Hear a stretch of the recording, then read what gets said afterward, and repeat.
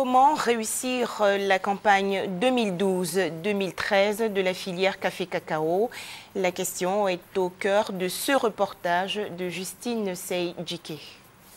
C'est plus qu'un secret de polichinelle. Le succès de la Côte d'Ivoire repose sur l'agriculture, avec pour pilier le binôme café-cacao. Ce secteur, épine dorsale de l'économie ivoirienne, a subi une profonde réforme pour une meilleure productivité et rentabilité de la filière en vue d'améliorer la condition de vie des producteurs et de booster l'économie ivoirienne post-crise. La réussite de la première campagne après cette réforme est un challenge pour le Conseil de régulation, de stabilisation et de développement de la filière café-cacao, seule structure désormais habilitée à réguler ce secteur.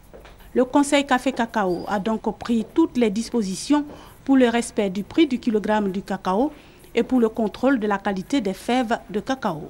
La différence entre cette campagne et la campagne dernière, c'est que nous passons à une campagne stabilisée.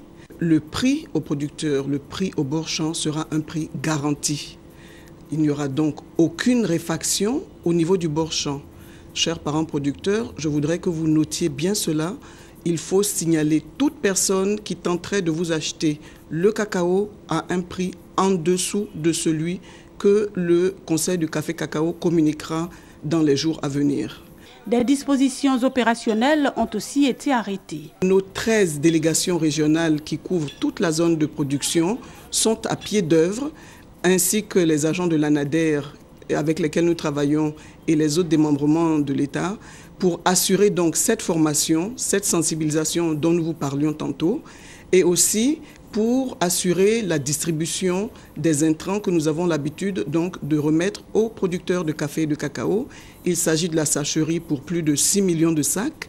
Il s'agit des produits phytosanitaires. Nous avons aussi les semences sélectionnées qui sont données aux producteurs qui veulent donc régénérer leur verger à travers donc le CNRA. Je voudrais rassurer que nous avons 3000 km qui vont être reprofilés. Ces 3000 km reprofilés devraient pouvoir permettre de faciliter la sortie.